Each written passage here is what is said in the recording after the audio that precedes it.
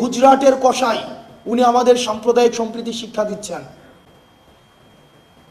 ভারতে বসে আমরা আপনাদের কাছে একটা জিনিস জানতে চাই, যেই 626 জন ক্যান্টনমেন্টে বন্দী ছিল তাদেরকে কিভাবে ভারতে পালিয়ে যেতে সহায়তা করা হয়েছে এবং তাদের পিছনে কারা রয়েছে আপনারা নিজেরাই দেখেন। আমরা এই বিষয়গুলো জানি, এই বিষয়গুলো 5ই আগস্ট পূর্ববর্তী পুরো সময়টা আমরা এই ঘটনার একদম সাথে আমাদের সরাসরি সম্পৃক্ততা ছিল। মিড রেঞ্জের যে অফিসারগুলো ছিল এবং সৈনিকরা ছিল, কোর্ট মার্শালকে সামনে রেখে জেনারেলের বিরুদ্ধে গিয়ে তারা ছাত্র জনতার পক্ষে রাস্তায় নেমে এসেছিল। আমরা তাদের প্রতি আমাদের দায়বদ্ধতা অনুভব করি। ইউনিফর্ম পরা যে অফিসাররা রয়েছে, যে সৈনিকরা রয়েছে, আমরা আপনাদের প্রতি দায়বদ্ধতা অনুভব করি। আপনাদের দায়বদ্ধতার জায়গা থেকে আপনারা নিশ্চিত করবেন যে এই 626 জন যারা এই ফেসিবাদের এনাবলার ছিল, কোলাবোরেটর ছিল, এই ফেসিবাদের যারা পৃষ্ঠপোষকতা দিয়েছে, যারা এই ফেসিবাদকে ডালপালা আকারে মহিরূপে গড়ে উঠতে সহায়তা করেছে, তাদেরকে কারা সীমান্ত পাড়ি দিয়ে আজকে ভারতে একটা সেফ এক্সিট করে দিয়েছিল। আজকে আমি যখন পিলখানায় কথা বলছি, ঠিক এই মুহূর্তে mother of terror Sheikh Hasina ভারতে বসে যিনি জনসভায় বক্তব্য দেওয়ার প্রস্তুতি নিচ্ছেন এবং সেটি আমাদের জন্য লজ্জার।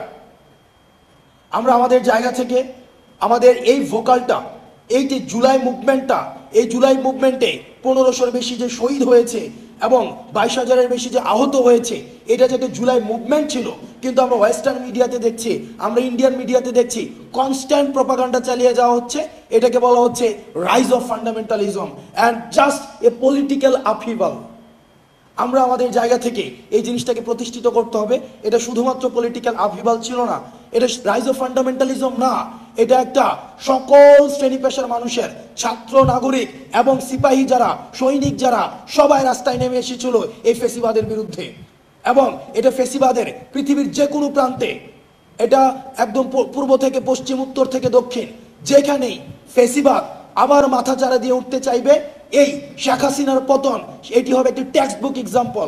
যেখানেই ফেসিবাদ মাথাচাড়া দিয়ে উঠতে চাইবে, এই শেখ হাসিনার পতনটা হবে এটা একটা টেক্সট বুক এক্সাম্পল। যে ছাত্র নাগরিক, যেমন সিরিয়াতে 53 বছর পরে আসাদের পতন ঘটেছে, আমাদের দেশে 16 বছরের পরে আসাদের পতন ঘটেছে, আমাদের আসাদ নামক যে ফিমেল ক্যারেক্টার হাসিনার পতন ঘটেছে। আমরা পরবর্তী 24 পরবর্তী যদি বাংলাদেশটা গড়তে চাই, সেটা আমাদের একসাথে করতে হবে।